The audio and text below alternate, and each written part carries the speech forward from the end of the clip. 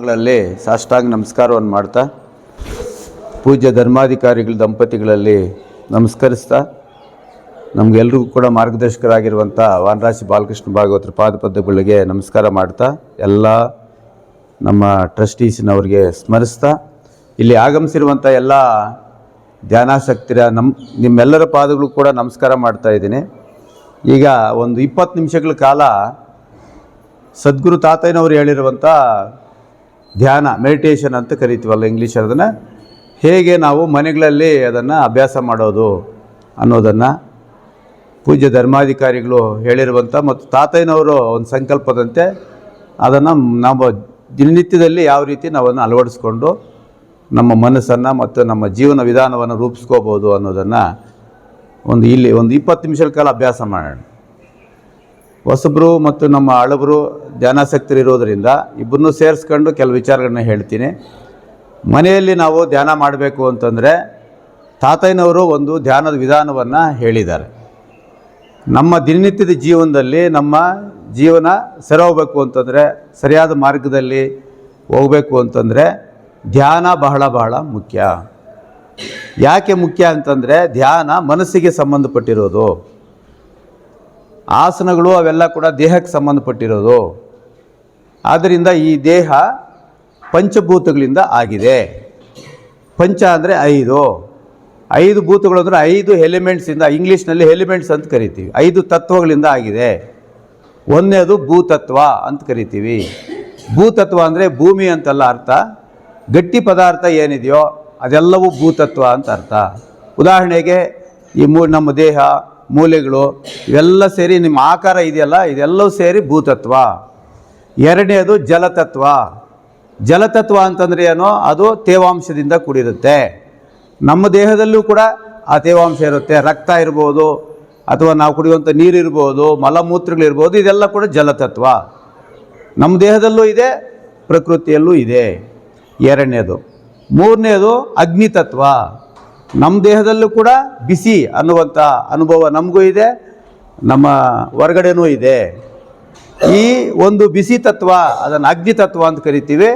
ಅಗ್ನಿತತ್ವ ಇದ್ರೇ ನಮ್ಮ ದೇಹವು ಕೂಡ ಆರೋಗ್ಯವಾಗಿರೋದು. ಅದರಿಂದ ಅದು ಜಠರಾಗ್ನಿ ಅಂತ ಕರಿತೀವಿ. ಮತ್ತು ದೇಹ ಎಲ್ಲ ಕೂಡ ಬಿಸಿಯಾಗಿರಬೇಕು ಅಂತ ಹೇಳ್ತೀವಿ. ಬಿಸಿ ತತ್ವ ಏನು ಕಡಿಮೆ ಆಗಿಬಿಟ್ರೆ ಬಾಡಿ ತಣ್ಣಗಾಗ್ಬಿಡುತ್ತೆ, ಜಾಸ್ತಿ ಆಗಿಬಿಟ್ರೆ ಜ್ವರ ಬಂದಿದೆ ಅಂತ ಹೇಳ್ತೀವಿ. ಅದು ಸಮತತ್ವದಲ್ಲಿ ಇರಬೇಕು. ಇದು ಮೂರನೇದು. ಇನ್ನು ನಾಲ್ಕನೇದು ವಾಯುತತ್ವ. ವಾಯುತತ್ವ ಅಂದರೆ ಉಸಿರಾಟ. ನಮ್ಮ ಇಡೀ ಇದಕ್ಕೆ ಆಧಾರ ಇರೋದೇ ವಾಯು. ಆ ವಾಯುತತ್ವ ಉಸಿರಾಟ ಮಾಡ್ತಾ ಇರ್ತೀವಿ. ಆ ಉಸಿರು ಹೋಗಿ ಬರ್ತಾ ಇರೋವರೆಗೂ ನಮ್ಮ ಜೀವನ ನಡೀತಾ ಇರ್ತದೆ. ಆ ಒಂದು ಉಸಿರಾಟ, ಇದು 4ನೇ ತತ್ವ. 5ನೇದು ಆಕಾಶ ತತ್ವ. ಅದು ಒಳಗಡೆ ಸ್ಪೇಸ್ ಅಂತ ಕರಿತೀವಿ, ಖಾಲಿ ಜಾಗ ಅಂತ ಕರಿತೀವಿ. ಇದು ಆಕಾಶ ತತ್ವ ಶಬ್ದಕ್ಕೆ ಸಂಬಂಧಪಟ್ಟಿರುವಂಥದ್ದು. ಇದನ್ನು ತಾತಯ್ಯನವರು ನಾದಮವಿನ ರಾವೆ ಅಂತಾರೆ. ಆದ್ದರಿಂದ ಈ 5 ಪ್ರಕೃತಿಯಲ್ಲೂ ಇದೆ, ನಮ್ಮಲ್ಲೂ ಇದೆ. ಆದ್ದರಿಂದ ನಾವು ಧ್ಯಾನಕ್ಕೆ ಕೂತ್ಕೊಂಡಾಗ ಈ 5 ತತ್ವಗಳನ್ನು ಮನಸ್ಸಿನಲ್ಲಿ ಒಂದು ಸರಿ ಅಂದ್ಕೊಂಡ್ರೆ ನಮ್ಮ ಧ್ಯಾನ ಚೆನ್ನಾಗಾಗುತ್ತೆ. ಇಷ್ಟನ್ನು ಸಿಂಪಲ್ಲಾಗಿ ಹೇಳಿದೆ. ಇದು ಒಂದಾಯಿತು. ಈಗ ಧ್ಯಾನ ಮಾಡಬೇಕಾದ್ರೆ 3 ಹಂತಗಳು. ಧ್ಯಾನಕ್ಕೆ ಮೊದಲು ಸಿದ್ಧತೆ, ಆಮೇಲೆ ಧ್ಯಾನ ಮಾಡೋದು, ಆಮೇಲೆ ಸದ್ಗುರು ತಾತಯ್ಯನವರು ಹೇಳಿರುವಂತಹ ಆತ್ಮ ಪೂಜೆಯನ್ನು ಮಾಡೋದು, ಮನಸ್ಸಿನಲ್ಲೇ ಪೂಜೆ ಮಾಡುವಂಥ. ಈ 3 ವಿಧಾನವನ್ನು ನಾವು ಮಾಡ್ಕೊಳ್ಳೋಣ. ಈಗ ಈ ನಮ್ಮ ಮನಸ್ಸು ಒಳಗಡೆ ಸೇರಿದೆ. ಆ ಮನಸ್ಸು ದೇಹದ ಸ್ಥಿತಿಯಲ್ಲಿದ್ದರೆ ನಾವಿನ್ನೂ ಪ್ರಾರಂಭ ಹಂತದಲ್ಲಿ ಇದ್ದೀವಿ ಅಂತ ಅರ್ಥ. ಕುತ್ಕೊಂಡಿದ್ದೀವಿ ಅಂದ್ಕೊಳ್ಳಿ, ನಮ್ಮ ಮನಸ್ಸು ದೇಹದಲ್ಲೇ ಗಮನ ನಮ್ಮ ದೇಹದಲ್ಲೇ ಮಟ್ಟದಲ್ಲಿದ್ದರೆ ನಾವಿನ್ನೂ ಪ್ರಾಥಮಿಕ ಹಂತದಲ್ಲಿ ಇದ್ದೀವಿ ಅಂತ, ಮನಸ್ಸು ಧ್ಯಾನಕ್ಕೆ ಹೋಗಿಲ್ಲ ಅಂತ ಅರ್ಥ. ಎರಡನೇದು ಭೂತತ್ವದಿಂದ ಜಲತತ್ವಕ್ಕೆ ಬರಬೇಕು, ಜಲತತ್ವದಿಂದ ಅಗ್ನಿತತ್ವಕ್ಕೆ ಹೋಗಬೇಕು, ವಾಯುತತ್ವಕ್ಕೆ ಬರಬೇಕು. ಅದಕ್ಕೋಸ್ಕರ ತಾತಯ್ಯನವರು ಏನು ಹೇಳ್ತಾರೆ, ನಿನ್ನ ಮನಸ್ಸನ್ನು ವಾಯು ಜೊತೆಗೆ ಕನೆಕ್ಟ್ ಮಾಡು. ಅಂದರೆ ವಾಯು ಅಂದರೆ ಏನೋ, ಉಸಿರಾಟದ ಜೊತೆಗೆ ಉಸಿರನ್ನು ಗಮನಿಸ್ತಾ ಹೋಗು, ಮತ್ತು ದೃಷ್ಟಿಯನ್ನು ನೋಡ್ತಾ ಹೋಗು, ಮತ್ತು ಇವೆಲ್ಲನೂ ಕೂಡಿಸ್ಕೊಂಡಾಗ ಮತ್ತು ನಿನಗೆ ಧ್ಯಾನ ಆಗುತ್ತೆ ಅಂತ ಹೇಳ್ತಾರೆ. ಇದನ್ನು ಸರಳವಾಗಿ ಇದನ್ನು ಮಾಡೋದಕ್ಕೆ ಮೊದಲು ಒಂದು ಆಸನದಲ್ಲಿ ಕುಳಿತುಕೋಬೇಕು. ಆ ಸಿದ್ಧತೆಗಳು ಮಾಡ್ಕೊಳ್ಳೋದಕ್ಕೋಸ್ಕರ ನಮ್ಮ ನಾಗೇಂದ್ರ ಗುರುಗಳು 3 ವಿಧಾನಗಳನ್ನು ಹೇಳಿದ್ದಾರೆ. ಅದನ್ನು ನಾವು ಮೊದಲು ಇವಾಗ ಮಾಡೋಣ. ಈಗ ಮೊದಲು ನಮ್ಮ ದೇಹ ಒಂದು ಆಸನದಲ್ಲಿ ಕುಳಿತುಕೋಬೇಕು. ಅಂದರೆ ಒಂದು ಸುಖವಾಗಿರುವಂಥ ಆಸನ, ಪದ್ಮಾಸನ ಆಗಲಿ ಇಲ್ಲ ಅರ್ಧ ಪದ್ಮಾಸನ ಆಗಲಿ, ಯಾವುದೊಂದು ಸ್ಥಿತಿಯಲ್ಲಿ ಕೂತ್ಕೋಬೇಕು. ಪದ್ಮಾಸನದಲ್ಲಿ ಅಭ್ಯಾಸ ಇರುವಂಥ ಕೂತ್ಕೊಂಡ್ಬಿಟ್ರೆ ಬೆನ್ನು ಮೂಲೆ ನೇರವಾಗಿ ಬರುತ್ತೆ.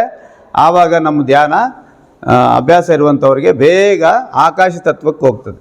ಅಂದರೆ ನಮ್ಮ ದೃಷ್ಟಿ ದೇಹದಿಂದ ಬಿಟ್ಟು ದೇಹದ ಭಾವನೆ ಹೋಗಿ ಆವಾಗ ಶೂನ್ಯ ಸ್ಥಿತಿಯಲ್ಲಿ ನಮ್ಮ ಮನಸ್ಸು ಯಾವಾಗ ನಿಲ್ತದೋ ಆವಾಗ ಧ್ಯಾನ ಆಗಿದೆ ಅಂತ. ಇಲ್ಲ ಅಂತಂದರೆ ನಮ್ಮ ದೇಹದ ಮನಸ್ಸಿನಲ್ಲಿ ನಮ್ಮ ಮನಸ್ಸು ದೇಹದ ಸ್ಥಿತಿಯಲ್ಲೇ ಇದ್ದರೆ ನಮ್ಮ ಮನಸ್ಸು ದೇಹವನ್ನೇನು ಗಮನಿಸ್ತಾ ಇರ್ತದೆ, ನಮ್ಮ ಸಾಧನೆ ಏನೂ ಇಲ್ಲ ಅಂತ ಅರ್ಥ. ಅದಕ್ಕೋಸ್ಕರ ತಾತಯ್ಯನವರು ಇನ್ನೊಂದು ಕಡೆ ಒಂದು ಹೇಳಿದ್ದಾರೆ, ನಾವು ಇದನ್ನು ಇನ್ನೂ ಸಿದ್ಧತೆಗಳಿಗೆ ಹೇಳ್ತಾ ಇದ್ದೀನಿ.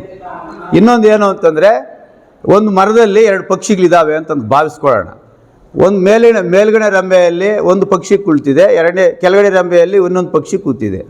ಕೆಳಗಡೆ ಇರುವಂಥ ಪಕ್ಷಿ ಏನು ಮಾಡ್ತದೆ, ಕೆಳಗಡೆ ನೋಡಿಕೊಂಡು ಹಣ್ಣುಗಳು ತಿನ್ನೋದು, ಅದು ಇದು ತಿರುಗಾಡ್ತಿದೆ.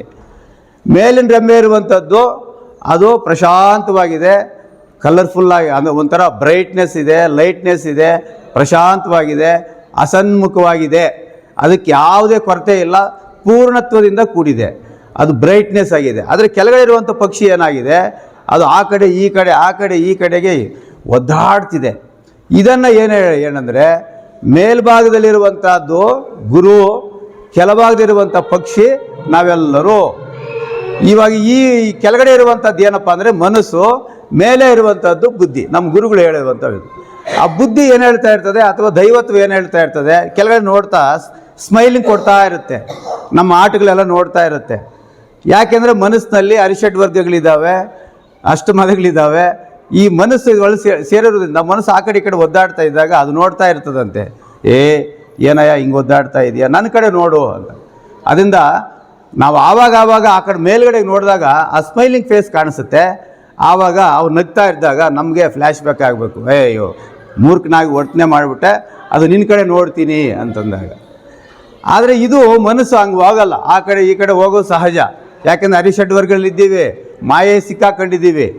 ಈ ಭಾವದಲ್ಲಿ ನಾವು ಗುರುಗಳನ್ನ, ತಾತಯ್ಯನವ್ರನ್ನ ಮೇಲ್ಭಾಗದಲ್ಲಿ ಮುಂದ್ಗಡೆ ಸ್ಥಾಪನೆ ಮಾಡ್ಕೊಂಡ್ರೆ, ಕೆಳಭಾಗದಲ್ಲಿ ನಾವು ಶಿಷ್ಯರಾಗಿ ಅವ್ರ ಕಡೆ ನೋಡ್ತಾ ಇದ್ದರೆ, ಯಾವಾಗ ನೋಡ್ತೀವೋ ಅವರ ಆಶೀರ್ವಾದ ಸಿಗ್ತಾ ಇರುತ್ತೆ. ನಾವು ನೋಡಲ್ಲ, ಯಾವಾಗ ಒಂದ್ಸರಿ ನೋಡ್ತೀವಿ, ಇದು ಮಾಯೆಯಲ್ಲಿ ಸಿಕ್ಕಾಕೊಂಡಿರ್ತೀವಿ. ಈ ಭಾವದಲ್ಲಿ ಇಟ್ಕೊಂಡು ಇವಾಗ ಗುರುಗಳು ಹೇಳಿರೋದನ್ನು ಜೋಡಿಸ್ಕೊಳ್ಳೋಣ, ಆವಾಗ ಧ್ಯಾನ ಕ್ಲೀನಾಗಿ ಕುದುರ್ತದೆ.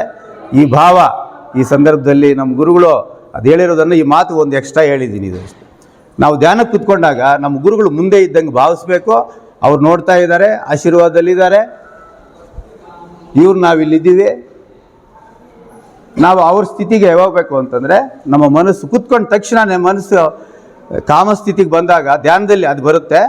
ಕಾಮಸ್ಥಿತಿಗೆ ಬಂದಾಗ ಅವ್ರು ಆಶೀರ್ವಾದ ಮಾಡ್ದಂಗೆ ಕಾಣಿಸ್ತಾ ಇರಬೇಕು, ನಾವು ಅವ್ರನ್ನ ಕೇಳ್ಕೊಂಡಂಗೆ ಇರಬೇಕು, ನೀವೇ ಅಂತಿರಬೇಕು. ಆವಾಗ ನಮ್ಮ ಮನಸ್ಸು ಒಂದು ಹಂತಕ್ಕೆ ಬರುತ್ತೆ. ಇಷ್ಟನ್ನು ಕುಡಿಸ್ಕೊಳ್ಳೋಣ.